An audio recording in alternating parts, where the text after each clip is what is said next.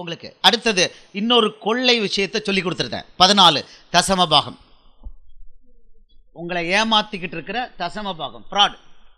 தசமபாகம் எத்தனாவது? 13, 12, 14, 14.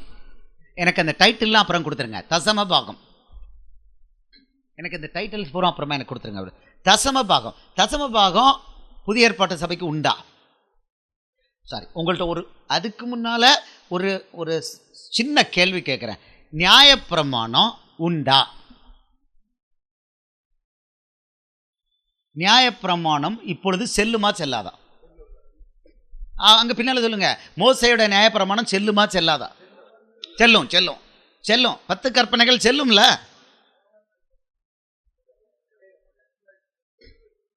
பரவாயில்ல, கொஞ்சம் கொஞ்சம் அப்படியே வருது. பரவாயில்ல பரவாயில்ல.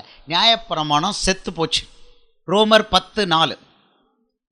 கிறிஸ்து விசுவாசிக்கிற யாவருக்கும் கிறிஸ்து நியாயப்பிரமாணத்தின் முடிவாக இருக்கிறார். மோசையோட தங்கச்சி எங்கெல்லாம போய் வந்துட்டாரு, ஏதோ வராரு, நம்ம எம்புட்டு தூரம் ஏமாந்துருக்கோன்னு ரொம்ப சிரிப்பு வருது இல்லையா? சோகமாக இருக்கும்போது சிரிப்பு வரதாங்க. சோகமாக இருக்கும்போது நம்மளை கண்டு, நான் ஏற்கனவே சொல்லியிருக்கேன், நம்மளை கண்டு நம்ம சிரிப்போன்னு சொல்லியிருக்கேன். பாருங்கள், அடுத்தது எபேசியர் 2:14-15 படிச்சிருங்க. இந்த வசனம் படிச்சிருங்க, நல்லா இருக்கும், அருமையாக இருக்கும். கிறிஸ்து எப்படி எனில் அவரே நமது சமாதான காரணராகி இருதரத்தாரையும் ஒன்றாக்கி பகையாகிய நின்ற பிரிவினையாகிய நடுச்சுவரை தகர்த்து சட்ட திட்டங்களாகிய நியாயப்பிரமாணத்தை தம்முடைய மாம்சத்தினாலே ஒழித்து இருதரத்தாரையும் தமக்குள்ளாக ஆக்கிட்டார். ஒரே புதிய மனுஷனா சிருஷ்டித்தார். கிளியரா இருக்கா? சட்ட திட்டங்களாக நியாயப்பிரமாணத்தை தம்முடைய சரீரத்தினாலே ஒழித்து. நியாயப்பிரமாணத்தின் வாழ்கிறவரா? நம்ம பார்ப்போம், அந்த வசனத்தை பார்ப்போம். ஓகே, சட்ட திட்டங்களாக நியாயப்பிரமாணத்தை தம்முடைய சரீரத்தாலே ஒழித்து. அப்போ உடனே ஒரு கேள்விக்கிறோம், அப்போ 10 கற்பனைகள் வாங்க வாங்க வாங்க. மத்தேயு 22:38-40 படிங்க. மத்தேயு 22 இயேசு சொல்றாரு, 2 கற்பனை தான் சொல்றாரு இயேசு. படிங்க மத்தேயு 22. இயேசு அவனை நோக்கி, உன் தேவனாகிய கர்த்தரிடத்தில் உன் முழு இருதயத்தோடும் உன் முழு ஆத்மாவோடும் உன் முழு மனதோடும் அன்பு கூர்வாயாக. இது முதலாம் பிரதான கற்பனை. இதற்கு ஒப்பாயிருக்கிற 2ஆம் கற்பனை என்னவென்றால், உன்னிடத்தில் நீ அன்பு கூறுவது போல பிறனிடத்திலும் அன்பு கூர்வாக என்பதே. இவ்விரண்டு கற்பனைகளிலும் நியாயப்பிரமாணம் முழுமையும் தீர்க்க தரிசனங்களும் அடங்கியிருக்கிறது என்றார். இதில் தான் நியாயப்பிரமாணமும் தீர்க்க தரிசனங்களும் அடங்கியிருக்குன்னு சொல்லிட்டார். நியாயப்பிரமாணம் மட்டுமல்ல, தீர்க்க தரிசனம். அப்போனா 10 கட்டளைகள். Very good very good. ரோமர் 13வது அதிகாரம் 9வது வசனம். ரோமர் 13:9 அவர் சொல்றாரு. ரோமர் 13:9 கொலை செய்யாதிருப்பாக, இச்சியாதிருப்பாக, எல்லாத்துலேயும் எது எல்லாம் எதில் சேருது? அவர் சொல்கிறார், எப்படி என்றால், விபச்சாரம் செய்யாதிருப்பாக, கொலை செய்யாதிருப்பாயாக, களவு செய்யாதிருப்பாயாக, பொய் சாட்சி சொல்லாதிருப்பாயாக, இச்சியாதிருப்பாயாக என்கிற இந்த கற்பனைகளும் வேறே எந்த கற்பனைகளும் உன்னிடத்தில் நீ அன்பு கூறுவது போல பிறனிடத்தில் அன்பு கூறுவாயாக என்கிற ஒரே வார்த்தையில் தொகையாய் அடங்கியிருக்கிறது. முடிஞ்சு போச்சு. அப்போ 10 கற்பனை அவுட்டு. அதை விட பெஸ்ட் வந்துருச்சு. அங்கே விபச்சாரம் செய்யாதிருப்பாயாக. இங்கே எப்படி? அங்கே கதவை அடைச்சிட்டு பண்ணாதான் தப்பு. இங்கே கதவெல்லாம் அடைக்க வேண்டாம், ஒரு லுக்கு அப்படி விட்டாலே முடிஞ்சு போச்சு. இப்போ மத்தேயு 5:28 நமக்கு நல்லா தெரியும். இப்போ எல்லாம் அப்கிரேட் எல்லாம் அப்கிரேடு. இப்போ செய்யலாம் வேண்டாம், மனசால நினைச்சாலே அவுட்டு. ஸோ 10 கற்பனைகளுக்கு மேலே கற்பனைகளை ஏற்று கொடுத்துட்டார். செத்துட்டு அதெல்லாம் செத்துட்டு இதெல்லாம் சாபம். நியாயப்பிரமாணம் சாபம். உபாகமம் 27:26. உபாகமம் 27:26. இந்த நியாயப்பிரமாணம் தான் சாபத்தை மனுஷனுக்கு கொண்டு வந்துச்சு. உபாகமம் 27:26. இந்த நியாயப்பிரமாண வார்த்தைகள் எல்லாம் கை கொண்டு நடவாதவன் சபிக்கப்பட்டவன் என்பார்களாக. ஜனங்கள் எல்லாரும் ஆமேன் என்று சொல்வார்களா? புரிஞ்சுதா? உபாகமம் 27 உபாகமம் 27:26. இந்த சாபத்தெல்லாம் இயேசு அழிச்சிட்டாருன்னு நம்ம அசோக் மேக்ரின் பதர் சொன்னார், மறந்துட்டீங்களா? இதெல்லாம் சாபம். இந்த சாபம் தான் என்ன சொல்றாங்க, மல்கியா 3:8-10 ஜனங்களாகி நீங்கள் சபிக்கப்பட்டவர்கள். ஏன் சபிக்கப்பட்டவங்க? என்னை தசபாகத்திலையும் காணிக்கையிலும் வஞ்சிச்சிட்டீங்க. இது எங்கேருந்து வருது? நியாயப்பிரமாணத்தில். மல்கியா எப்போ எழுதப்பட்டது? நியாயப்பிரமாணம் காலம், இயேசு வர்றதுக்கு 400 வருஷத்துக்கு முன்னால். ரைட்டா? அதை சொல்லி உங்களை திருட்டுத்தனம் பண்ணுறாங்க. இவங்களை பகல் கொள்ளக்காரங்களும் சொல்கிறதா, கொள்ளக்காரங்களும் சொல்கிறதா, இல்லை அடாவடி கொள்ளக்காரங்கன்னு சொல்கிறதா, நீங்களே முடிவு பண்ணிக்கோங்க. இவர் சொல்கிறாரு, இந்த சாபங்களை பூரா இயேசு நீக்கியிருக்கிறார். இந்த நியாயப்பிரமாண சாபம், நீங்கள் ஏற்கனவே ஒரு சாபம் பார்த்தீங்க. நியாயப்பிரமாண சாபம் என்ன பார்த்தீங்க? யாத்ராகமம் 34 7 20 3 4 எல்லாம் பார்த்தீங்க. 3ஆம் 4ஆம் தலைமுறை வரைக்கும் இருக்குது. அது நியாயப்பிரமாணம். இந்த சாபத்துக்கெல்லாம் இயேசு விலை கொடுத்தாரு. கலாத்தியர், இது நம்ம படித்தோம், 3:13. கலாத்தியர் 3:13, மரத்திலே தூக்கப்பட்ட எவனும் சபிக்கப்பட்டவன் என்றபடி கிறிஸ்து நமக்காக சாபமாகி நியாயப்பிரமாணத்தின் சாபத்துக்கெல்லாம் நம்மை மீட்டு கொண்டார். இயேசு நம்மளை சாபத்திலிருந்து மீட்டு கொண்ட பிறகு இந்த அருக்கு உபாகமம் 27-26 இதிலிருந்து தான் சாபங்கள்லாம் வருது. இதுலேருந்து இயேசு தாம் உயிரை கொடுத்து ரத்தத்தை கொடுத்து மீட்டு கொண்ட பிறகு இப்போ நீங்கள் சபிக்கப்பட்டவன் சொல்லி பழைய ஏற்பாட்டிலேருந்து எவனாவது நம்மளை சொன்னான்னா அவன் மெகா ஃப்ராடா, மினி ஃப்ராடா, இல்லை நல்லவனா? நீங்களே முடிவு பண்ணிக்கோங்க. சாபம் கிடையாது. ஆனால் இயேசு சொல்லியிருக்காரு சாபம். எங்கே தெரியுமா? மத்தேயு 25, இதை சொல்லவே மாட்டாங்க. 41 படிங்க பார்க்கலாம். மத்தேயு 25:41 படிங்க. மத்தேயு 25:41. அப்பொழுது இடது பக்கத்தில் நிற்பவர்களை பார்த்து அவர் சபிக்கப்பட்டவர்களை, இயேசு மனுஷனை பார்த்து சொல்றது சபிக்கப்பட்டவர்களே, எதிர்காலத்தை பற்றி சொல்றார். சபிக்கப்பட்டவர்களே, என்னை விட்டு பிசாசுக்காகவும் அவன் தூதர்களுக்காகவும் ஆயத்தம் பண்ணப்பட்டிருக்கிற நித்திய அக்கினியிலே போங்கள். எதுக்கு போங்கவா? அடுத்து சொல்றாரு, பசியாயிருந்தேன், எனக்கு போஜனம் கொடுக்கவில்லை, தாகமாயிருந்தேன், நீங்கள் என் தாகத்தை தீர்க்கவில்லை, அந்நியனாயிருந்தேன், நீங்கள் என்னை சேர்த்து கொள்ளவில்லை, வஸ்திரம் இல்லாதிருந்தேன், நீங்கள் எனக்கு வஸ்திரம் கொடுக்கவில்லை, வியாதி உள்ளவனாயிருந்தேன், காவலில் அடைக்கப்பட்டிருந்தேன், ஆஸ்பத்திரிக்கு நேற்று நிறைய பேர் வராமல் போயிட்டீங்க, நீங்கள் என்னை விசாரிக்கவில்லை அப்படின்னு சொல்லிட்டு அவங்க கேட்குறாங்க, எப்பப்பா நீங்கள் வியாதியில் இருந்தீங்க? அன்னைக்கு உமாசங்கர் சொன்னார்ல, அசோக் மேக்ரின் சொன்னார்ல, நான் தான் அந்த ஆஸ்பத்திரியில் இப்படி படுத்து கிடந்தேன் ஃப்ளூவில், நீ வர சொன்னேன், வரலையேன்னு கேட்குறாரு. சரி, ஒரு தடவை மாப்பு விட்டுட்டார். சொல்கிறாரு, இவன் தான் சபிக்கப்பட்டவங்கிறாரு. இவங்க அவ்வளோ நம்ம ஆள் மெகா ஆளுங்க என்ன பண்ணுறாங்க?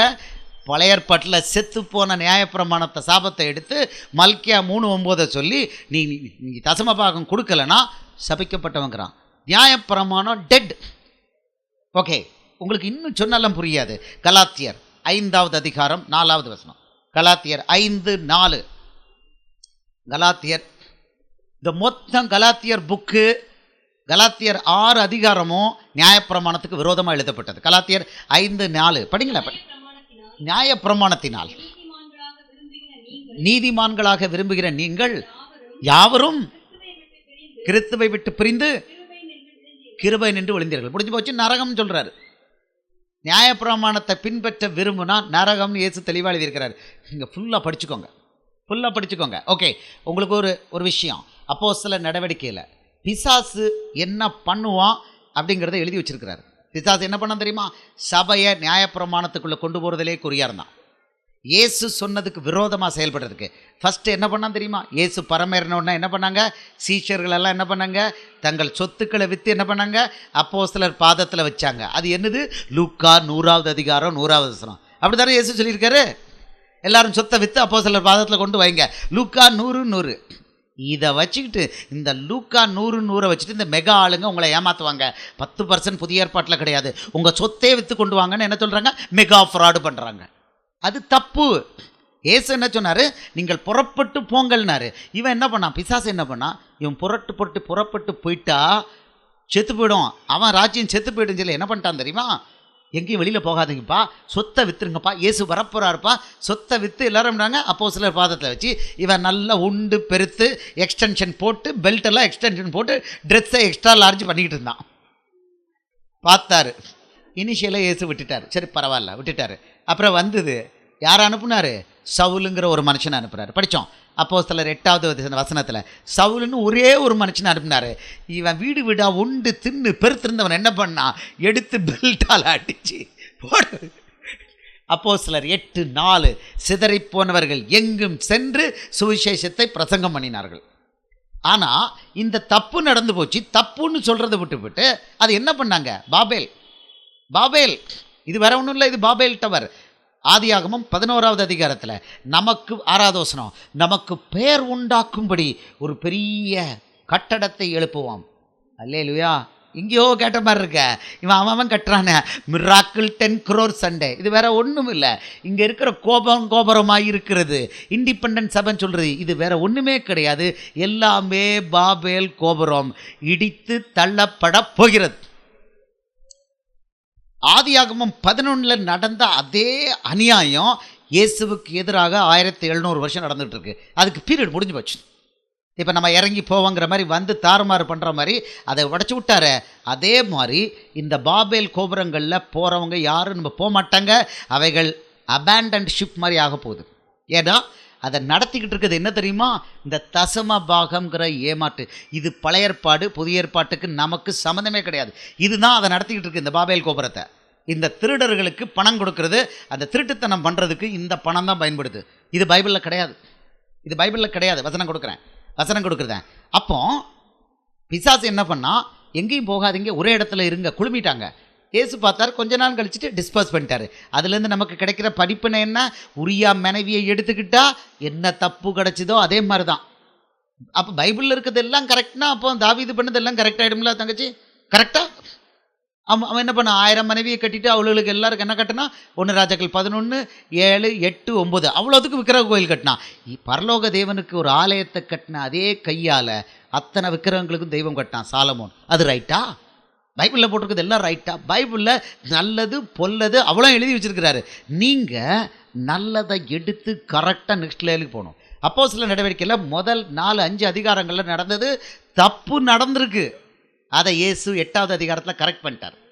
அப்போ பழசெடுத்து அது ரைட்டுன்னு சொல்லலாமா? இது நம்பர் 1. நம்பர் 2, அப்போஸ்தலர் 15வது அதிகாரத்துக்கு வாங்க.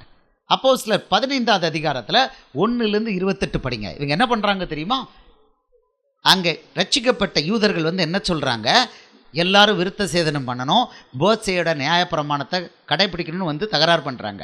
அப்புறம் 28வது வசனத்தில் ஃபைனலாக முடிவெடுக்கிறாங்க. படிங்க அப்போஸ்தலர் 15:28. எவையெனில் விக்கிரகங்களுக்கு படைத்தப்பட்டவைகளையும் இரத்தத்திற்கும் நெருக்குண்டு செத்ததற்கும் வேசித்தனத்திற்கும் நீங்கள் விலகி இருக்க வேண்டும் என்பதே அவசியமான இவைகளை அன்றி பாரமான வேறொன்றையும் உங்கள் மேல் சுமத்தாமல் இருப்பது பரிசுத்த ஆவிக்கும் எங்களுக்கும் நலமாக கண்டது. இவைகளுக்கு விலகி நீங்கள் உங்களை காத்துக்கொள்வது நலமாக இருக்கும். புறஜாதி சபைக்கு இதுதான். தசமாபாகம் எங்கே இருக்குது? கட்டடம் எங்கே இருக்குது? போதகர் எங்கே இருக்குது? ஒன்றுமே இல்லை, ஒன்றுமே கிடையாது. பண்டிகைலாம் நமக்கு கிடையவே கிடையாது. கிறிஸ்மஸ் கிடையாது, நியூ இயர் கிடையாது, ஈஸ்டர் கிடையாது. இது அவ்வளோ ஃப்ராடு. பிசாசு 2வது அட்டெம்ப்ட் பண்ணான். என்ன பண்ணான்? நியாயப்பிரமாணத்துக்கு கொண்டு போகிறதுக்கு, சபையை நியாயப்பிரமாணத்துக்கு கொண்டு போகிறதுக்கு 2வது அட்டெம்ப்ட். 3வது அட்டெம்ப்டில் அப்போஸ்தலனாகிய பவுல் கொஞ்சம் திணறினான். அப்போஸ்தலர் 21வது அதிகாரம். அப்போஸ்தலர் பாருங்கள், இதில் அப்போஸ்தலனாகிய பவுல் திணறல். நேற்றே சொன்னேன், மனுஷன் தப்பு பண்ணுவான்னு சொன்னேன். இவ்வளோ பெரிய அப்போஸ்தலனாகிய பவுல் ஒரு அடி சறுக்கியிருக்கான் பாருங்க. அப்போஸ்தலர் 21:21வது வசனம். அது 20லேருந்து 2வது பகுதியில் அவர்கள் எல்லாரும் பாருங்க 20. அதை அவர்கள் கேட்டு கர்த்தரை மகிமைப்படுத்தினார்கள். பின்பு அவர்கள் அவனை நோக்கி, சகோதரனே, யூதர்களுக்குள் அநேகமாயிரம் பேர் விசுவாசியை அறிக்கிறதை பார்க்கிறீரே. அவர்கள் எல்லாரும் நியாயப்பிரமாணத்துக்காக வைராக்கியம் உள்ளவராக இருக்காங்க. இது விசுவாசி யூதர்கள். ப்ளீஸ் கவனிங்க. அப்போஸ்தலர் 21:20. இவங்க நியாயப்பிரமாணத்துக்கு வைராக்கியம் உள்ளவனாக இருக்கிறாங்கன்னு சொன்ன உடனே அப்போஸ்தலனாகிய பவுலை யூ டர்ன் போட வைக்கிறாங்க.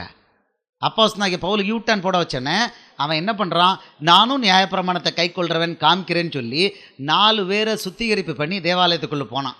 இது நீங்கள் இன்றைக்கி பண்ணலாமா? நீங்கள் பண்ணலாமா? பண்ணக்கூடாது. அப்போஸ்தலனாகிய பவுல் பண்ணினா அவுட் ஆஃப் கம்பல்ஷன் பண்ணான். அது ரைட்டா சகோதரி? இங்கே இருக்குது 3வது அட்டம்ப்ட். அப்போஸ்தலனாகிய பவுலே யூட்டர்ன் போட வச்சுட்டான். ஏன்னா அந்த 15வது அதிகாரத்தில் பவுல் தான் போய் எல்லா இடத்துக்கும் சொல்கிறான், நியாயப்பிரமாணம் கிடையாதுன்னு சொல்கிறான். அதே பவுலை வச்சு யூட்டர்ன் போட வச்சு 4 பேரை தேவாலயத்தில் சுத்திகரிக்க வச்சு பண்ணுறான். யாருக்கு பணிந்து? விசுவாசிகளான யூதர்கள் அவனை என்ன பண்ணாங்க? இடர பண்ணாங்க. பட் அந்த மிஷன் சக்ஸஸ் ஆச்சா? இல்லை. அவன் உயிரை காப்பாற்ற வேண்டியதுக்கு ஓட வேண்டியதாக போச்சு. ஸோ பைபிளில் எழுதுனதெல்லாம் ரைட்டா? அவர் தப்பையும் எழுதி வச்சிருக்கிறாரு, நம்ம தப்பு பண்ணக்கூடாதுன்னு. பிசாசோட மெயின் எய்ம் என்னன்னா, இதில் எழுதியிருக்காரு 28 அதிகாரத்தில் க்ளீனாக கொடுத்துருக்காரு. இயேசுவுடைய சபையை யூட்டர்ன் போட்டு ஆவியோடும் உண்மையோடும் துதிக்கிறதெல்லாம் தப்பு. முறைமைகள், பண்டிகைகள், ஆசாரங்கள், ஆசாரியர்கள், கட்டடங்கள், பழைய மெத்தடில் எல்லாத்தையும் கொண்டு வந்து பரிசுத்தமானது இதெல்லாம் கொண்டு வந்து எல்லாரையும் குழி தோண்டி புதைக்கணும். இதுதான் பிசாசோட வேலை. நியாயப்பிரமாணம் மீன்ஸ் படுகுழி. அந்த படுகுழியில் இயேசுவுடைய சபையை, விசுவாசத்தின் சபையை கொண்டு வரணும்னு உங்களுக்கு 3 அட்டம்ப்டை காமிச்சேங்க. அப்போஸ்தலர் நடவடிக்கையில் கடகடன்னு காமிச்சேன். இதை இன்றைக்கி எப்படி சக்சீட் பண்ணியிருக்கான்? சொல்லுங்கள் பார்க்கலாம். பிசாசு எப்படி சக்சீட் பண்ணியிருக்கான்? நம்பர் 1 கட்டடம். கட்டடத்தை தேவாலயம்னு ஆக்கிட்டாங்க. கட்டடம் தேவாலயமா? கட்டிடத்தை ஆலயம்னு அழைக்கிறாங்க. கட்டிடம் தேவாலயமா? இல்லை. 2வது ஆசாரியர், பாஸ்டர் ஆசாரியர். 2 யார் ஆசாரியர்? இன்னைக்கு நீங்களும் நானும். 1 பேதுரு 2:9 நீங்களும் நானும் தான் ஆசாரியர். அவர் பாஸ்டர் ஆசாரியர் மாதிரி இருக்கிறாரு. 3வது என்ன? பண்டிகைகள் வந்துருச்சு. பண்டிகைகள் நமக்கு கிடையாது. 4வது என்ன வந்துருச்சு? தசம பாகம் என்னது? இது பொருளாசைங்கிற அசுத்தாவி, விக்கிரகாராதனை. எபேசியர் 5:5 படி இது பேய். லூக்கா 16:13 இது பேய், மேமன் ஸ்பிரிட்டு. எபேசியர் 5:5 இது விக்கிரகாராதனை, பணம், பொருளாசைங்கிற விக்கிரகாராதனை வந்துருச்சு. நான் ஏற்கனவே கலாத்தியர் 5:4 போட்டு காமிச்சிட்டேன். 5:4 அடுத்தது 5:9 கொஞ்சம் புளித்தமா பானையில் உள்ள மொத்தத்தையும் உப்ப பண்ணும். படித்தா பிசாசு சக்சீட் பண்ணிட்டானா? இப்போ கடைசியாக இப்போ பார்க்க போகிறோம். இந்த தசமபாகம் தப்புன்னு எப்படி சொல்கிறீங்க அப்படின்னா, எப்படி சொல்கிறீங்க? தசமபாகம் எங்கே சொல்லியிருக்காங்க? லேவியராகமம் 27. வாங்க பழைய ஏற்பாட்டுக்கு போவோம். லேவியராகமம் 27 தான் கடைசி அதிகாரம். அதில் தான் தசமபாகத்தை பற்றி அவர் முதல்ல பேசுகிறாரு. யார் கொடுக்கணும்னு சொல்லிட்டு பாருங்கள். 30 தேசத்திலே, லேவியராகமம் 27:30 படிங்க. தேசத்திலே நிலத்தின் வித்திலும் விருட்சங்களின் கனியிலும் தசமபாகம் எல்லாம் கர்த்தருக்கு உரியது, அது கர்த்தருக்கு பரிசுத்தமானது அப்படின்ட்டாரு. அப்புறம் கோலின் கீழ்ப்பட்ட 32 கோலின் கீழ்ப்பட்ட ஆடு மாடிலே 10ல் 1 பங்கானதெல்லாம் கர்த்தருக்கு பரிசுத்தமானது. இதில் எவனாவது மீட்கணும்னா 5ல் 1 பகுதி கொடுக்கணும். 31 அது 20% ஆயிட்டு. இப்படி அவங்களுக்கு கொடுத்துருக்காரு. இந்த தசமபாகத்தை சாப்பிடணும்னு சொல்லியிருக்கிறார். இந்த தசமபாகத்தை எழுதிக்கோங்க, நேரம் இல்லை. உபாகமம் 14:22 உபாகமம் 14வது அதிகாரத்தில் நிறைய கொடுத்துருக்காரு. 22வது வசனத்துலேருந்து படிச்சுக்கோங்க. தங்கள் சகோதரோட தசமபாகத்தை ஆலயத்தில் வந்து சாப்பிடணும்.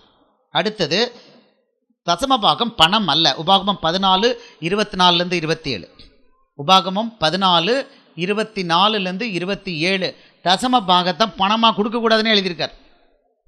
தசமபாகத்தை பணமாக கொடுக்கக்கூடாது. ரொம்ப தூரத்துக்கு நீ கொண்டு போகிற அப்படின்னா அந்த ஊரில் இங்கே விற்றுட்டு பணமாக எடுத்து அந்த ஊரில் போய் ஆடு மாடு பொருளை வாங்கி சாப்பிடுங்கன்னு எழுதி கொடுத்துருக்காரு. இந்த வசனம் தசமபாகம். அதில் லேவியருக்கும் சேர்த்து சாப்பாடு கொடுங்கன்னு இருக்கிறார். மொத்தத்தையும் கொண்டு கையில் கொடுங்கன்னு எழுதலை. அடுத்தது உபாகமம் 14:28-29 3ஆம் வருஷம் அதை ஏழைகளோடு போய் சாப்பிடணும். உபாகமம் 14:28-29. ஸோ தசமபாகத்தை குறித்தது என்னென்னா இது 10% தான். ஆனால் அது போய் மொத்தத்தையும் கொண்டு லேவியர்கிட்டையோ இல்லை ஆலயத்தில் கொடுக்க சொல்லலை. இது எப்படின்னா, இதை போய் ஏழைகளோட லேவியர்களோட உட்கார்ந்து ஆலயத்தில் சாப்பிடணும். அதெல்லாம் சொல்லியிருக்கிறாரு. நீங்கள் எப்படி கொடுக்கணுமா? ஆலயத்தில் ஆகாரம் உண்டாயிருக்கும்படி உங்கள் தசமபாகங்களை எல்லாம் ஆலயத்துக்கு பண்டக சாலையில் கொண்டு வந்து சேருங்க. அப்போ உங்களுக்கு இடம் உண்டாகாதபடிக்கு இடம் உண்டாகும். என்ன பண்ணுறாரு? வானத்தின் பலகனையும் நான் திறக்கிறேன். இது எங்கே? ஆலயத்தில் போய் எல்லோரும் உட்காந்து சாப்பிட்றதுக்கு தசமபாகம். பாஸ்டர் கையில் கொண்டு அக்கௌண்ட்டில் 10% போடுறது. இது மெகாவா, மினியா, டேலைட் ராபரியா? நீங்கள் முடிவு பண்ணிக்கோங்க. பைபிள் இல்லை. அப்போஸ்தலர் 28 அதிகாரம் இருக்குது. அதுதான் சபை நடந்திருக்கு. அந்த 28 அதிகாரத்தில் எங்கேயாவது தசமபாகம் இருக்கா? கட்டடமே கிடையாது, பாஸ்டரே கிடையாது. எங்கேருந்து தசமபாகம்? மொத்தமும் ஏமாத்து. அல்லேலூயா. பாருங்க, எல்லாத்தையும் இப்போ ஒரே ஒரு வசனத்தில் இதை சொல்லிடுவோம். எபிரேயர் 7:5 படிங்க. எபிரேயர் 7:5 படிங்க. லேவியின் புத்திரரில் ஆசாரியத்தை அடைகிறவர்களும் ஆபிரகாமின் அறையிலிருந்து வந்த தங்கள் சகோதரிடமிருந்து ஜனங்கள் கையிலிருந்து நியாய பிரமாணத்தின்படி தசமபாகம் வாங்கிறதற்கு கட்டளை பெற்றிருந்தார்கள். இது யாரு? லேவியின் புத்திரரில் ஆசாரியத்தம் அடைகிறவர்கள். லேவியிலிருந்து வர்ற ஆசாரியர் யார்கிட்டருந்து? ஆபிரகாமின் அறையிலிருந்து வந்தவங்க, அதாவது இஸ்ரவேல் கோத்திரத்திலிருந்து. மூணாவது இது நியாய பிரமாணத்தின்படி. இந்த 3 இன்னைக்கு இருக்கா? இன்னைக்கு 3 இல்லை. நீங்களும் நானும் தான் ஆசாரியர்கள். தசமபாகம் இது கிடையாது, நியாய பிரமாணம் கிடையாது. ஆபிரகாமின் அறையில் வந்தவங்களும் இவங்களெலாம் கிடையாது. ஸோ மொத்தமே என்னது? தசமபாகம் கிடையாது. ஆனால் இவங்க 10% பைபிளில் இல்லாதது வாங்குறாங்க. இது என்னன்னா லூக்கா 16:13 இவங்க யாருன்னு இயேசு எழுதி கொடுத்துருக்கார். லூக்கா 16:13. எந்த ஊழியக்காரனும் 2 எஜமான்களுக்கு ஊழியம் செய்யக்கூடாது. ஒருவனை பகைத்து மற்றவனை சிநேகிப்பான், அல்லது ஒருவனை பற்றி கொண்டு மற்றவனை அசட்டை பண்ணுவான். தேவனுக்கும் உலக பொருளுக்கும் ஊழியம் செய்ய உங்களாலே கூடாது என்றார். தேவனுக்கும் உலக பொருளுக்கும் உங்களாலே ஊழியம் செய்ய கூடாதே என்றார். அல்லேலூயா. இப்போ என்னாச்சு? தசமபாகங்கிறது பணமாக வாங்குறாங்க. பணமாக வாங்கக்கூடாதுன்னு உபாகமம் 14 தெளிவாக கொடுத்துருக்காரு. அது யாருக்கு? இஸ்ரவேலருக்கு. நியாயப்பிரமாணம் இயேசு மரித்ததோடு முடிஞ்சு போச்சு. இன்றைக்கி நியாயப்பிரமாணம் கிடையாது. ஆனால் நியாயப்பிரமாணத்தில் உள்ளதை வாங்குறாங்க. அப்போ பொய் சொல்லி வாங்குறாங்கன்னு இவங்க யாருக்கு சொந்தக்காரங்க? அவன் பொய்யனும் பொய்க்கு பிதாவுமாக இருக்கிறான். யோவான் 8:44. அப்போ இவங்க யாருக்கு ஊழியக்காரர்கள்? பிசாசுக்கு ஊழியக்காரர்கள். இப்போ புரியுதா பிரதர்? கட்டடம் பைபிளில் இல்லை, வீட்டில் தான் நடத்தணும். பாஸ்டருங்கிறது பைபிளில் இல்லை. இந்த மாதிரி நடத்துகிற பாஸ்டர்கள், இந்த மாதிரி சபைகளும் பைபிளில் இல்லை. தசமபாகம் நமக்கு சம்மந்தமே கிடையாது, அதை வாங்குறாங்க. இந்த இடத்துல இவர்கள் பரிசுத்தமான ஆள்கள்னு சொல்லி என் ஜனங்கள் அறிவில்லாமல் 10% கொண்டு இந்த கொள்ளைக்காரங்கள்ட்ட போய் கொடுத்துக்கிட்டு இருக்காங்க. ஆசீர்வாதம் வரும்னு. ஆனால் யாருக்கு கொடுக்குறாங்க? தசமபாகம் கொடுக்குறவங்க இப்போ யாருக்கு கொடுக்குறாங்க? பிசாசுக்கு கொடுக்குறாங்க. பிசாசு மகனுக்கு கொடுக்குறாங்க. இவங்க என்ன சொல்கிறாங்க? மத்தேயு 23:23 பரிசேயர்கிட்ட சொல்கிறாரு, தசமபாகம் ஓகே, நீங்கள் அன்பையும் விடக்கூடாது. மத்தேயு 23:23 இதை சொல்கிறாங்க இவங்க கொள்ளைக்காரங்க. மத்தேயு 23:23 காலம் என்ன காலம்? நியாயப்பிரமாணம் காலம். இயேசு எதில் பிறந்தார்? கலாத்தியர் 4:6, கலாத்தியர் 4:5, கலாத்தியர் 4:5. அவர் எப்படி பிறந்தார்? நியாயப்பிரமாணத்துக்கு கீழே கிறிஸ்து பிறந்தார். அவர் நியாயப்பிரமாணத்துக்கு கீழே. இயேசு தசமபாகம் கொடுக்கக்கூடாதுன்னு சொல்லியிருந்தால் என்ன பண்ணியிருப்பாங்க? அதை வச்சு கொலை பண்ணியிருப்பாங்க. அவர் நியாயப்பிரமாணத்தை முடிவுக்கு கொண்டு வர வந்தார். ஆனால் அவர் நியாயப்பிரமாணத்தை எல்லாம் பின்பற்றினார். ஏன்னா அவர் நியாயப்பிரமாணத்தின் கீழே பிறந்தார். அதை சொல்லி இவங்க ஃப்ராடு பண்ணுறாங்க. சபை எப்போ ஆரம்பிச்சுது? அப்போஸ்தலர் 2வது அதிகாரத்தில்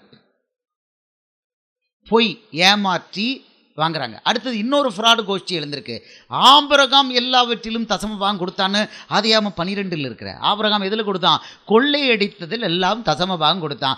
ரைட். நாங்கள் கவர்மெண்ட்டு இன்னைக்கு கொள்ளையடிக்கிறதுக்கு இயேசு பைபிளில் அலோவ் பண்ணாருன்னா கொள்ளையடிப்போம். கொள்ளையடித்து வந்தால் அது 10% கண்டிப்பாக இந்த கொள்ளைக்காரர்களோடு பங்கிட்டு கொள்வோம். பைபிள் கிளீனாக சொல்லுது. அவன் கொள்ளையடிச்சிட்டு வந்தான், அவன் கொள்ளையடித்ததில் எல்லாம் தசமபாகம் கொடுத்தான்னு இருக்குது. அவர் இதுக்கு மேலே வேணுமா? இதுக்கு மேலே வேணுமா? தசம பாகத்துக்கும் புறஜாதியாருக்கும் சம்மந்தமே கிடையாது. பைபிளில் இல்லாத ஒன்றை எடுத்து புதிய ஏற்பாட்டில், அது புதிய ஏற்பாடு எங்கே ஆரம்பிச்சதுன்னு நிறைய பேருக்கு தெரிய மாட்டேங்குது. அப்போஸ்தலர் 2வது அதிகாரத்துலலாம் நமக்கு சபை ஆரம்பிச்சுது. அதுக்கு பிறகு தான் பார்க்கணும். அதுவும் அப்போஸ்தலர் 10:44 தான் புறஜாதி சபை ஆரம்பிச்சுது. அதுக்கு பிறகு தான் நம்ம பார்க்கணும். இவன் எல்லாம் அங்கே மத்தேயு மார்க் லூக்கா யோவான்ல இருக்குது, மல்கியால் இருக்குதுன்னு சொல்லிட்டு, நான் உங்களுக்கு ஏற்கனவே சொன்னேன் அது அவுட் ஆஃப் சிலபஸ். அதை காமிச்சு ஃப்ராடு பண்ணிக்கிட்டு இருக்காங்க. இப்போ கொட்டடிக்கிற சண்டே கட்டடங்களுக்கு போவீங்களா? இந்த ஆளுகளுக்கு 10% கொடுப்பீங்களா? இனிமே சத்தியத்தை அறிஞ்ச பிறகு 10% அவனுக்கு கொண்டு கொடுத்தீங்க, சாபம் ஒன்றும் இல்லை, அப்படியே வந்து வந்து வந்து இறங்கும். உங்களுக்கு கொடுக்காதீங்க. அது இயேசுவுக்கல்ல. இல்லை, அந்த ஆளுங்க தசம பாகம் பைபிளில் இருக்குது, நாங்கள் வாங்கிறதுக்கு இருக்குது, உங்களுக்கு சொல்லட்டும். சொல்லுவாங்க, போதிக்கிறவன் எதில் இருக்கணுமா? அவனுக்கு சம்பாத்தியம் எதில் உண்டாகணும்? எதில் உண்டாகணும்? அவர் என்ன சொல்லியிருக்கிறாரு? உண்ணவும் ஒடுக்கவும் இருந்தால் அது போதுன்னு கொடுத்துருக்கார். பண ஆசை எல்லாவற்றுக்கும் வேறாக இருக்குது, இவ்வளவும் கொடுத்துருக்காரு வசனம். அப்போ அவங்க எப்படி இருக்கணும்? அவர் என்ன சொல்கிறாரு? நீங்கள் போகும்போது, புறப்படும் போது ஒரு அங்கி எக்ஸ்ட்ரா எடுக்க வேண்டாம், பாதரட்சை எடுக்க வேண்டாம். எப்படி போக சொல்லியிருக்கிறாரு? எந்த வீட்டில் சாப்பாடு கொடுக்குறோன்னா அங்கே தங்கி இருங்க, இதுதான் இயேசு சொல்லியிருக்காரே தவிர, உனக்கு பெரிய கட்டடம் கட்டி, மாடான மாடி கட்டி, வீடு எல்லாம் கட்டி எல்லாரையும் கொள்ளையடிச்சு நீ ஊழியம் நடத்துன்னு பைபிளில் இல்லை. இது அவ்வளோ லூக்கா 100. நீங்கள் இப்போ நீங்களும் நானும் பார்க்குறது அவ்வளவுமே கள்ள உபதேசம். கள்ள உபதேசம். காசு வாங்குறான்னா கள்ள உபதேசம். பார்த்துக்கோங்க, நீங்களே பார்த்துக்கோங்க. எபிரேயர் 13:5 நீங்கள் பண ஆசை இல்லாதவர்களாக இருங்க. 1 தீமோத்தேயு 6:10 1 தீமோத்தேயு 6:10 பண ஆசை எல்லாத்துக்கும் வேறா இருக்குது. அப்புறம் நீங்கள் எப்படி இருக்குங்க? உண்ணவும் ஒடுக்கவும், அந்த வசனம் எங்கே இருக்கு மறக்கிறேன் பாருங்க. அது இருந்தால் போதும் அப்படின்னு இருக்காரு. உண்ணவும் ஒடுக்க இருந்தால் போதும்னு சொல்லி இவரை வச்சு நம்ம 1 மார்க் கொஸ்டினில் சொல்லியிருக்கிறாரு. யார்? அப்போஸ்தலனாகிய பவுல் கொடுத்துருக்கிறாரு. அப்போது 1 தீமோத்தேயு 6:8 1 தீமோத்தேயு 6:8 உண்ணவும் ஒடுக்கவும் இருந்தால் 10% எங்கேயுமே இல்லை, பைபிளில் இல்லை. தசம பாகம் புதிய ஏற்பாட்டு சபைக்கு கிடையாது. நல்லா புரிஞ்சுக்கிட்டீங்களா? ஏதாவது கேள்வி இருக்குதாங்க இதில்? கேளுங்க. அனனியா இதைத்தான் நான் சொல்லிக்கிட்டு இருந்தேன். அனனியா சப்பீரா செத்தாங்க, அது என்னதுன்னு இப்போ நேரம் சொன்னதை நீங்கள் சீதைக்கிராம என்னென்னு கேட்குறீங்க. அந்த முதல் பகுதியில் பிசாசு எல்லாரையும் தப்பாக வழி நடத்தி சொத்துக்களை விற்று கொண்டு வந்து அப்போஸ்தலர் பாதத்தில் வாங்க வச்சாங்க. அதுக்கு பிறகு அப்போஸ்தலர் 8வது அதிகாரம் வந்தது. இந்த பாபேல் டவரை இயேசு என்ன பண்ணார்? சிதறடிச்சார். இதை நல்லா கேட்டுக்கிட்டு இருந்தீங்க. அதை நம்ம கொண்டே வரக்கூடாது. அந்த ஃப்ராடுங்க அதை சொல்லி ஏமாத்துறாங்க, நம்ம அந்த ஏமாற்றிக்கொள்ளக்கூடாது. அது பாபேல் டவர், அதை உடைச்சி போட்டார். அங்கே பிசாசு தோத்தான். இப்போ என்னாச்சு? பிசாசு உலகம் முழுக்க ஜெயிச்சிட்டான். இன்னைக்கு சபை, இயேசுவுடைய சபை 100க்கு 100 பிசாசு கையில் இருக்கு. ஐம் சாரி, கட்டடங்கள், பாஸ்டர்கள் எல்லாம் பிசாசு கையில் இருக்கிறாங்க. வசனம், இதெல்லாம் வசனம். ஏன் பிரதர் இப்படி அனுமதி இப்படி சொல்கிறீங்க? இது கள்ள உபதேசம் மாதிரி இருக்கா? நோ, நாங்களும் அப்படி தான் எடுத்துகிட்டு கேட்டோம். அப்படின்னா இந்த சபை கட்டடம் கட்டுறதுக்கெல்லாம் எப்படிப்பா, ஏன் பணம் கொடுத்தீங்கன்னு கேட்டோம். அவர் சொன்னார், நம்மகிட்ட கவுண்டர் கேள்வி போட்டார். கவுண்டர் கேள்வி, இஸ்ரவேலருக்கு ராஜாக்களை நான் கொடுத்தனான்னு ஒரு குறுக்கேள்வி கேட்டார். ஏசு ராஜாக்கு கொடுத்தாரா? ஓசியா 13:11 சொல்கிறாரு, நான் கோபத்தில் உனக்கு ராஜாவை கொடுத்தேன், என் உக்கரத்திலே அவனை எடுத்துக்கொண்டேன். 1 சாமுவேல் பாருங்க, கோபத்திலே ராஜாவை கொடுத்தேன். அதுக்கு பிறகு இவங்களை 1 சாமுவேல் 12:17-18 நீங்கள் ராஜாவை கேட்டது அவருக்கு ரொம்ப கோபமாக இருந்ததுன்னு சொல்லி மழையை வர வைக்கிறான். மழை வந்தவொடனே எல்லாருக்கும் பயமாக போயிடுது. பாருங்கள், இதெல்லாம் வசனங்கள் இருக்குது. 1 சாமுவேல் 2:12-17 படிச்சிட்டிங்களா? வந்துருச்சா? பாருங்கள், நானும் மழை வந்துருச்சு. அன்னைக்கு மழை வந்துருச்சு. இவங்க ராஜாவை கேட்டது 1 சாமுவேல் 8வது அதிகாரத்தில் இருக்குது. 1 சாமுவேல் 8வது அதிகாரம். அவர் இவ்வளவு சொல்கிறாரு, இவ்வளவும் நடக்கும் அப்படின்னா எங்களுக்கு ராஜா வேண்டவே வேண்டுங்கிறாங்க. 19வது வசனம், என்னையத்தான் ரிஜெக்ட் பண்ணிட்டாங்கன்னு இயேசு சொல்கிறாரு. 7வது வசனம் 1 சாமுவேல் 8:7 என்னைத்தான் தள்ளினார்கள்ங்கிறார். அப்போ கேட்டார், ராஜாக்கள் என்னுடைய ஆசீர்வாதத்தினால வரல, நான் கொடுக்கல, நான் ராஜாக்களை ஆசீர்வதிச்சுனா இல்லையா? கேள்வி. அடுத்த கேள்வி, நான் தாவீதை ஆசீர்வதிச்சனா இல்லையா? சாலமோனும் ஆசீர்வதிச்சினா இல்லை, இசைக்கியாவை ஆசீர்வதிச்சினா இல்லையா? ஆசீர்வதிச்சிங்கப்பா. இப்போ அடுத்த 3வது குறுக்கு கேள்வி கேட்டார். இப்போ ராஜாக்கள் இஸ்ரவேலில் இருக்காங்களான்னு கேட்டார். இல்லை, பீரியட் முடிஞ்சு போச்சு. எக்ஸ்பைரி டேட், நான் சொன்னேனே எக்ஸ்பைரி டேட், என்னுடைய அனுமதி இல்லாமல் வந்தது, அதுவும் ஓடிச்சு. எத்தனை வருஷம் ஓடிச்சு? ஆயிரக்கணக்கான 1000 வருஷத்துக்கு மேலே ஓடிச்சு. அப்புறம் என்ன பண்ணிட்டாரு? இன்றைக்கி இஸ்ரவேலில் ராஜாக்களே இல்லை. ஒரிஜினல் இயேசு தான் ராஜாவாக இருக்கிறார், பரலோக தேவன் தான் ராஜா. அதே போல் இந்த கட்டடங்கள் உள்ள சபைகள் கிமு 313 வந்தது. இந்த மொத்த நடக்கிற அநியாயங்கள் கான்ஸ்டன்டைன்கிற ராஜா இவன் கொண்டு வந்தான். பாகால் கடவுள் இருந்த கோவில்களை இயேசுவின் கோவில்னு சொல்லி அனௌன்ஸ் பண்ணி கொண்டு வந்தான் அந்த ராஜா. அது அப்படியே 1700 வருஷம். இப்போ அதுக்கு பீரியடு முடிஞ்சு போச்சு. நல்லா கிளியராக கேட்டுக்கோங்க. இது ஏமாற்றுனால, திருட்டுத்தனத்தினால இப்போ இருக்கிற சபை பிசாசு கையில் வளர்ந்து நிற்குது, ஓங்கி நிற்குது. ஆனால் சவுலை தள்ளி விட்ட பிறகு, சவுல் எவ்வளோ நாள் ராஜாவாக இருந்தான்? 40 வருஷம். சவுலை தள்ளி விட்ட பிறகு எவ்வளோ நாள் இருந்தான்? தாவீது அபிஷேகம் பண்ண பிறகு எவ்வளோ நாள் வனாந்தரத்தில் இருந்தான்? 40 வருஷம். அபிஷேகம் பண்ணப்பட்ட பிறகு 40 வருஷம் இங்கே ஓடிக்கிட்டு இருந்தான். அதுக்கு பிறதான் சவுல் மரித்தான். இப்போது இந்த போலி கட்டடங்கள், போலி சபைகள் இருந்து இயேசு தன்னுடைய கிருபையை விலக்கிட்டார். ராஜாக்களை நீக்கிற மாதிரி விலக்கிட்டார். இப்போ யார் மேலே இருக்குது கிருபை?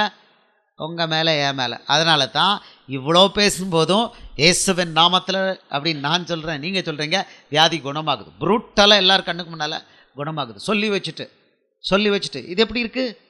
இயேசு அங்கே இல்லை, இப்போ விட்ரா பண்ணிட்டாரு. அங்கே பீரியட் முடிஞ்சு போச்சு.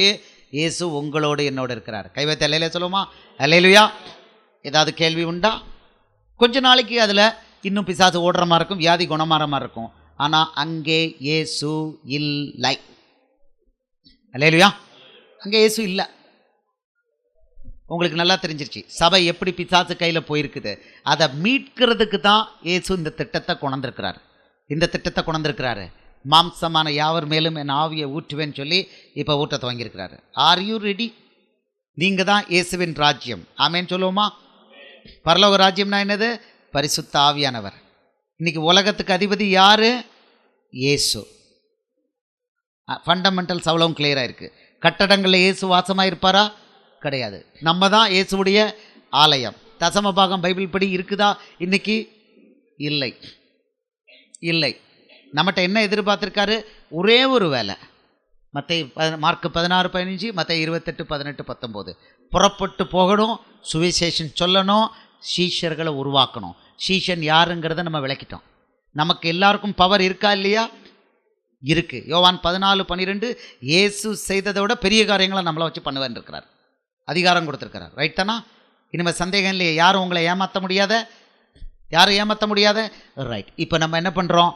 எல்லாரும் எழுந்து நிற்கிறோம். இப்போ என்ன பண்ணுறோம்? எஸ், சபை வீடுகளில் இருக்குது. ரைட். ஆலயத்தில் அது என்ன, புதிய ஏற்பாட்டு காலமா பழைய ஏற்பாட்டு காலமா? யார் சொன்னால் புதிய ஏற்பாட்டு காலம்? புதிய ஏற்பாட்டு சபை எப்போ உருவாச்சு? இல்லைங்க, கேளுங்க. புதிய ஏற்பாட்டு சபை எப்போ உருவாச்சுது?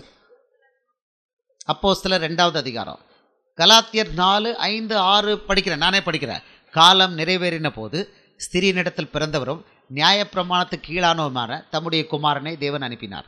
நல்லா ஸ்பிளிட் பண்ணி பாருங்கள். காலம் நிறைவேறின போது ஸ்திரீனிடத்தில் பிறந்தவரும், ஆதியாகமம் 3:15, நியாயப்பிரமாணத்துக்கு கீழானவருமான, ஏன்னா அந்த நியாயப்பிரமாணத்தை க்ளோஸ் பண்ண போகிறாரு. தம்முடைய குமாரனை தேவன் அனுப்பினார். அது மத்தேயு, மார்க்கு, லூக்கா, யோவான் நியாயப்பிரமாணத்தின் காலம். அது பழைய ஏற்பாடு. ஆக்சுவலாக நியாயப்பிரமாணத்தின் காலம். அப்போஸ்தலர் நடவடிக்கை 2வது அதிகாரத்திலிருந்து தான் சபை ஆரம்பிக்குது. ஓகே. ஸோ இயேசு தேவாலயத்தில் போய் பிரசங்கம் பண்ணார்னா அவர் தம்முடையதில் வந்தார், அவருடையவர்களோ அவரை ஏற்றுக்கொள்ளவில்லை. யோவான் 1:11. இஸ்ரவேலர் நியாயம் தீர்க்கிறதுக்கு வந்தார். அது நீளமான சத்தியம், நேரம் எடுத்துரும். மற்ற 21:43 படித்தேன். ஆகையால் தேவனுடைய ராஜ்யம் உங்களிடமிருந்து நீக்கப்பட்டு அதற்கேற்ற கனிகளை கொடுக்கிற ஜனங்களுக்கு கொடுக்கப்படும். நமக்கு கொடுத்துட்டாரு. இஸ்ரவேலர் நியாயம் தீர்த்து அவங்களோடு பண்ண உடன்படிக்கையை கேன்சல் பண்ணதுக்கு தான் இயேசு வந்தார். அது ஒரு அஜெண்டா. அவங்களோட என்ன உடன்படிக்கை பண்ணார் நம்ம அதையும் பார்த்தோம். யாத்திராகமம் 3:15, நான் ஆபிரகாம், ஈசாக்கு, யாக்கோபு தேவன், இதான் என் பேர். அந்த உடன்படிக்கை 3 பேரோட பண்ண உடன்படிக்கையை கேன்சல் பண்ணிவிட்டு இயேசுன்னு பெயரை கொடுத்து புறஜாதியாரை தம்மோடு ஒப்புரவாக்கிறதுக்கு தான் இயேசு கீழே வந்தார். கடைசி சான்ஸு இஸ்ரவேலருக்கு கொடுக்கணும். அதனால் இஸ்ரவேலருடைய அவர் யூதராக பிறந்து அங்கே ஃபுல்லாக இன்டென்சிவாக அற்புதங்கள் அடையாளங்களை பண்ணி அவங்க அவரை கொலை பண்ணணும். அதுதான் திட்டம். கொலை பண்ண போய் இஸ்ரவேலர் அவரிடமிருந்து தள்ளப்பட்டு போனார்கள். ஸோ அது நியாயப்பிரமாணத்தின் காலம். பரிசேயர் சதிசேயர். இப்போ தான் புரிஞ்சுதல பிரதர்? இதை விளக்குறதே இல்லை. மத்தேயு மார்க்கு லூக்கா யோவானா புதிய ஏற்பாடுன்றதாங்க. புதிய ஏற்பாடில் இருக்குது, அதனால் புதிய ஏற்பாடு. நோ இயேசு மரித்து உயிர்த்தல் வரைக்கும் நியாயப்பிரமாணத்தின் காலம். நியாயப்பிரமாணம். இயேசு நியாயப்பிரமாணத்துக்கு கட்டுப்பட்டு இருந்தார். பண்டிகைகளுக்கு வருவாரான்னு பார்த்தாங்க, ரகசியமாக வந்தார். பண்டிகைகளுக்கு போகலைன்னா இஸ்ரவேலர் கொலை பண்ணப்படணும், அதாவது புறம்பே தள்ளப்படணும்னு இருக்கு. அதனால் அவர் கொலை பண்ணினாலும் சரி போயிடுவன் பண்டிகையில் போய் அட்டன் பண்ணார். எல்லாத்துக்கும் கீழ்ப்படிஞ்சார். 100% கீழ்ப்படிஞ்சார் நியாயப்பிரமாணத்துக்கு. நியாயப்பிரமாணத்தை தள்ளி போட்டார். ரைட் தானே? Clarified brother? தேவாலயத்தில் பிரசங்கம் பண்ணார். இன்னைக்கு கட்டடத்தில் இயேசு கிடையாது, நமக்குள்ளே இருக்கிறார். நிறைய நேரம் டக்குன்னு ஒரு நாளைக்கு பல தடவைகளில் இயேசு என்கிட்டலேருந்து படார்னு வேலை பார்க்குறத பார்க்கலாம். அவருக்கு ஒரு காரியம் பிடிக்கலன்னா டக்குன்னு காமிச்சிருவார், அடுத்த செகண்ட் காமிச்சிருவார். எனக்கு பிடிக்கல அப்படின்னு காமிச்சிருவார். ஸோ அவருக்கு பிடிக்கலங்கிறது கவனமாக பார்த்துட்டே போவேன். உள்ளுக்குள்ளேருந்து அப்படி க்ளீனாக காமிக்கிறார். இப்போ நேற்று இந்த இந்த இந்த மறுபடியும் இதுக்கு கன்ஃபர்மேஷன் நடுராத்திரியில் கேட்டேன். நீங்கள் மறுபடியும் சொல்லுங்கள், இது உங்கள் சித்தம் தானான்னு. டக்குன்னு தூதன் ஒரு டச் அண்ணே பண்ணான். Touch okay. பிற காலெல்லாம் நல்லா ஷவர் போட்டு விட்டாங்க. நீ சந்தேகப்படாத, இது என் சித்தம் தான் அப்படின்னு காமிச்சிட்டார். கிளியராக பேசுகிற தேவன். நீங்கள் வேறு யார்ட்டையும் கேட்க வேண்டாம். இன்றைக்கி தேவாலயத்தில் போய் இயேசுவை தேடுறதுங்கிறது ஃப்ராடு. அது தேவாலயம் கிடையாது, நம்ம தான் தேவாலயம். கிறிஸ்துவின் ஆலயம் நம்ம சரீரம். நம்ம சரீரத்தில் அழுக்கு இல்லாமல் பாவம் இல்லாமல் வைக்கணும். ஏன்னா இங்கே உட்காந்துருக்கார். Please understand. அவருக்கு பிடிக்காமல் பண்ணால் உடனே காமிக்கிறார். பிடிச்சா சந்தோஷம், ஒன்றுமே சொல்ல மாட்டார். பேசும்போது அவருக்கு பிடிக்காத வார்த்தை பேசினா டக்குன்னு வாயில் உலர வைக்கிறார். No, I don't like that அப்படின்றவார். ஆமாம், அவர் உடனே பண்ணிடுவார். அப்படி உடனே ஓவர் போகிறோம். ஐ டோன்ட் லைக் தட் அப்படின்றவார். இவ்வளோ தூரத்துக்கு உள்ளே இருக்கிற தெய்வம் நம்ம தான் அவருடைய ஆலயம். இவங்க ஆலயம் கட்டடத்தை ஏமாற்றி காமிச்சு கட்டடம் கட்டி அவங்களுடைய ராஜ்யத்தை கட்டி இன்றைக்கி என்ன பண்ணுறாங்க? மெகா ஃப்ராடு பண்ணிக்கிட்டு இருக்காங்க. பிசாசுக்கு மைந்தர்கள் அவங்க. நிறைய பேருக்கு தெரியல, நிறைய பேருக்கு தசமபாகம் வாங்குறவங்களுக்கு தெரியல. ஆனால் தெளிஞ்சவங்க நிறைய பேர் இருக்கிறாங்க. ஏன்னா ஓப்பனாக இருக்குது தசமபாகம். அந்த எபிரேயர் 7:5 ஒரே வசனம். அது நமக்கும் அதுக்கு சம்மந்தமே இல்லை. அப்போஸ்தலர் 28 அதிகாரத்தில் தசமபாகம் காணிக்க அந்த வார்த்தையே இல்லை. ஆமாம், 2 கொரிந்தியர் 9வது அதிகாரம் தர்ம பணம், அதை ஏமாற்றி காணிக்க வாங்குறாங்க.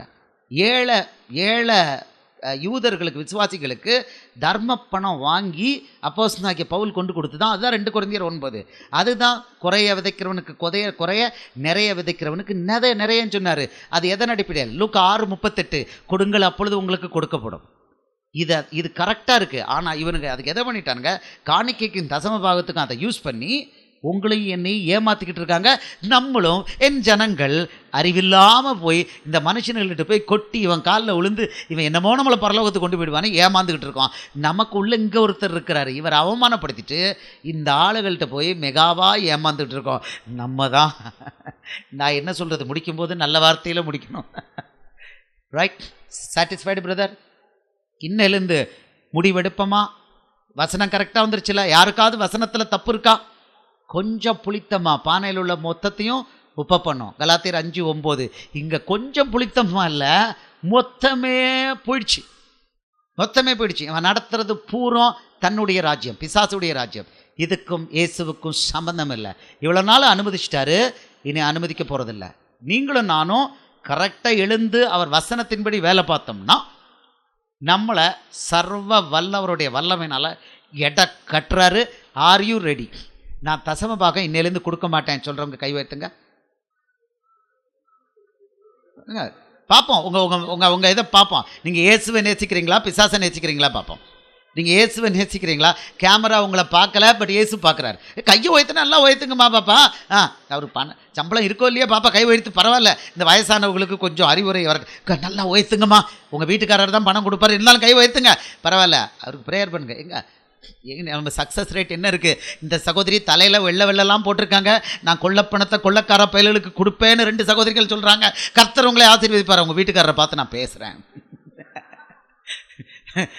ஏமா நீ தங்கச்சி ரொம்ப ஆர்வமாக கேட்டுக்கிட்டு இருந்தேன், நீ கொடுக்க மாட்டேங்க தானே, உங்கள் வீட்டுக்காரரை கொடுக்க விட மாட்டீங்க. சூப்பர் பிள்ளை அது. கை தட்டுங்க. கொள்ளக்காரனுக்கு, அதாவது பிசாசுக்கு தசம பாகம் கொடுக்கக்கூடாது. அதை என்ன பண்ணணும்?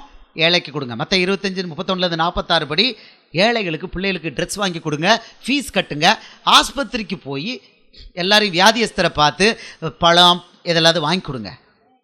அது நல்லாயிருக்கும், வாங்கி கொடுங்க. அவன் அழுதுகிட்டு இருக்கான், நீங்கள் ஒரு ஆப்பிள் பழம் 2 வாங்கி கொடுத்து பாருங்க பார்க்கலாம். உங்கள் குடும்பம் அப்படி தழைக்கும். உங்கள் குடும்பம் அப்படி தழைக்கும். இந்த கொள்ளக்காரங்களுக்கு கொடுக்கறத இன்னையோடு நிறுத்துங்க. அடுத்தது, சரி, அடுத்த ஒரு குரூஷியல் கேள்வி. இந்த சண்டேன்னு கொட்டகை போட்டு ஏமாத்துறாங்களா சர்க்கஸ் கொட்டகைக்கு, இதுக்கு நான் போகமாட்டேன், நான் வீட்டில் இயேசுடைய வீட்டை கட்டுவேன்னு சொல்கிறேன்னு கை வருத்துங்க பார்க்கலாம். இப்போ எத்தனை பேர் பார்ப்போம்? தைரியசாலிங்க எத்தனை பேர்? இயேசுவோடு எத்தனை பேர் இருக்கீங்கன்னு பார்ப்போம். கையை நல்லா உயர்த்துங்க. இனிமே இந்த கொள்ளக்காரங்க நடத்துகிற கொட்டகைக்குள்ளே நான் போக மாட்டேன். எனக்கு கல்யாணத்தை உமாசங்கரை கூப்பிட்டு நடத்துவேன், அசோக் மேக்கரினை கூப்பிட்டு நடத்துவேன். எங்களுக்கு காசு தர வேண்டாம், இலவசமாக வந்து உங்களுக்கு கல்யாணத்தை நடத்தி வைப்போம். ஆமாம், சப் ரிஜிஸ்டார் ஃபீ ஆல்சோ நாங்கள் பார்த்துக்குறோம். எங்கே பார்ப்போம்? எங்கே கரெக்டாக இருக்கா? கரெக்டாக என்னையா நீங்கள் புது ஆள்? சரி பரவாயில்ல, ரசிக்கப்படுறீங்க. எங்கே அப்புறம் ஒருத்தர் வீடியோ எடுக்கிறாரு. அல்லேலியா 2 நாளைக்கு பிறகு சக்ஸஸ் ரேட்டு. நம்ம கண்ணாடி தங்கச்சியும் ஒத்துக்கிட்டாங்க. இல்லை கரெக்டாக இருக்கா? சண்டே அப்போ அன்னையிலேருந்து கணக்கு கம்மியா? சண்டே கணக்கு கம்மி. நீங்கள் அடுத்தது 3வது, என் வீட்டில் அடிமைத்தனம் பண்ணாமல் எங்கள் வீட்டில் கூடுகையை உண்டாக்குவேன் அப்படின்னு சொல்கிறவங்க எத்தனை பேர்? என் வீட்டில் கூடுகையை உண்டாக்குவேன். நல்லா தான் கையை உயர்த்துங்களேன். நல்லா தான். Okay right. அசோக் மேக்கரின் பிரதர், இனிமேல் பாஸ்டர் நல்ல பாஸ்டர் ஆனாலும் போனால் நமக்கு என்ன இல்லை? சாட்சி இல்லை. நமக்கு சாட்சி கிடையாது, நான் போகிறதில்ல. Okay right. வீட்டில் நானும் கொடுகையாக ஆரம்பிக்கிறேன். ஒன்று ஆரம்பிச்சிருந்தோம், நிறுத்தியிருந்தோம், இப்போ மறுபடியும் ஆரம்பிக்கிறோம். எங்கள் மனைவியும் நானும், அவளும் நோக்கினால் அண்ணலும் நோக்கினால் வரனால நாங்கள் இப்போது வீட்டு சபையும் நாங்கள் ஆரம்பிக்கிறோம். கொஞ்சம் தடை இருந்தது, இப்போ தடை உடைக்கப்பட்டுச்சு, அனௌன்ஸ் ஆகிட்டு. 1 இல்லை 2 3 ஆரம்பிக்க போகிறேன். ரைட் பிரதர், கலாத்தியர் 6:6 படிங்களேன். இங்கே பாருங்கள், சபை கூடுதல் இல்லாமல் ஒருவரும் உங்களுக்கு அது அவங்க சொல்லுவாங்க. எபிரேயர் 10:25 சொல்லுவாங்க. ஆனால் எங்கேயாவது பிசாசு சபை கூடுகிற இடத்துக்கு போகணுன்னு எங்கேயாவது இயேசு சொல்லியிருக்காரா? தன்னுடைய சபை கூடுறதுக்கு போகணுன்னு இருக்காரு. அவருடைய சபை வீட்டை தவிர வேறு எங்கேயும் கிடையாது. தசம பாகம் கலாத்தியர் 6:6. கலாத்தியர் 6:6 என்ன சொல்கிறேன்னா, போதிக்கிறவனுக்கு நமக்குள்ள எல்லாத்துலேயும் என்ன கொடுக்கணும் சொல்லியிருக்காரா? நன்மைகளை கொடுக்கணும், ஷேர் பண்ணணும். அது எது? உண்ணவும் உடுக்கவும் இடம் இருக்கணும். அங்கே எங்கேயாவது 10% இருக்கா? படிங்க கலாத்தியர் 6:6. உங்களுடைய இதுக்காக நம்ம படிச்சிருவோம். கலாத்தியர் 6:6 அவர் சொல்கிறாரு, மேலும் திருவசனத்தில் உபதேசிக்கிறவனுக்கு சகல நன்மைகளிலும் பகிர்ந்து கொடுக்க கடவன். சகல நன்மைகளிலும் பகிர்ந்து கொடுக்க கடவன். ரைட் தானா? அங்கே எங்கேயாவது 10% இருக்கா? இல்லை. இங்கே இல்லை, அங்கே இருக்கு. என்ன படித்தாச்சு? அங்கே இல்லை, 10% இல்லை, 10% இல்லை. ஓகே, 10% எங்கன்னு கேட்டு வாங்கிட்டாலே, கேட்டு வாங்காமல் பாக்ஸில் விழுந்ததை யூஸ் பண்ணா பிரதர். இப்போ ஒரு செயின் ரோட்டில் போகும்போது ஒரு 10 பவுண்ட் செயின் ரோட்டில் கிடக்கு, என்ன பண்ணுவீங்க நீங்கள்? இயேசுவோட பிள்ளை, நீங்கள் என்ன பண்ணுவீங்க? அதை எடுத்து கொண்டு போய் என்ன பண்ணுவோம்? பக்கத்து போலீஸ் ஸ்டேஷனில் கொடுப்போம். ஐயா கிடச்சிது அப்படின்னு சொல்லி போய் அதை எடுத்து கழுத்தில் மாட்டுவோமா? நமக்கு இயேசு உள்ளே இருந்தாருன்னா பண்ண மாட்டோம். இப்போ சில ஆளுங்க தசம பாகத்தை பற்றி பேச மாட்டிருக்காங்க. ஆனால் அவன் கவரை கொண்டு தசம பாகம்னு கொண்டு போடுறான். இது என்னது? கொள்ள பணம். இந்த பணம் யாருக்கு போகணும்? மத்தேயு 25:31-46 படி ஏழைகளுக்கு போகணும். ஏழைகளுக்கு சாப்பாடு கொடுக்கணும். அதெல்லாம் இந்த பணத்தை இங்கே போடுறாங்க. கொள்ளப்பணம் வருது. இவெல்லாம் சுயம்புலிங்கமா? இதை வச்சு சபையை நடத்துகிறேன்னு சொன்னால் கொள்ளக்காரனுக்கும் இவனுக்கும் என்ன வித்தியாசம்? லஞ்சம் வாங்குற அவ்வளோ பேரும் என்ன சொல்கிறான் தெரியுமா? அரசியல்வாதி. நான் அந்த லஞ்ச செக்ஷனில் இருக்கனால அவன் என்ன சொல்லலாம்? அவனே வச்சுட்டு போனாங்க, பணம் விட்டுட்டு போனாங்க. ஆனால் என்ன பண்ணுறோம்? கடைசியில் நீ லஞ்ச பெருவெளி, நீ இருக்க வேண்டிய இடம் புழல் சிறைன்னு தான் நம்ம கையெழுத்து போடுறோம், ஆர்டர் போடுறோம். ஓகே, ஸோ தசம பாகம் நமக்கு சம்மந்தம். அந்த வார்த்தையே நம்ம வாயில் வரக்கூடாது. அது ஆசீர்வாதமாக பழைய ஏற்பாட்டில் இருந்தது, அது சாபம். இன்னைக்கு சபையை, தேவனுடைய இயேசுடைய சபையை அழித்தது தசம பாகம். உன்னை வச்சு தான் பிசாசு அழிச்சிருக்கான். நியாயப்பிரமாணத்துக்கு எடுத்துகிட்டு போயிட்டா. இங்கே படித்து காமிச்சிருக்கேன் இதில் தசம பாகம். ஆமாம், இன்றைக்கி அவன் ராஜ்யம் கட்டுறதுக்கு இந்த பணம் மட்டும் இல்லைன்னா கட்டடங்கள் இருக்குமா? சொல்லுங்க. கட்டடங்கள் இருக்குமா? இருக்காது. இவன் கோலோச்ச முடியுமா? முடியாது. சபை வீட்டுக்கு வந்துருமா? வந்துடும். ஏன்னா நான் வீட்டில் நடத்துகிறோம், எந்த செலவும் கிடையாது. அல்லேலூயா. இப்போ சந்தேகம் ஒன்றும் இல்லையா ஐயா ராஜா? சந்தேகம் இல்லை.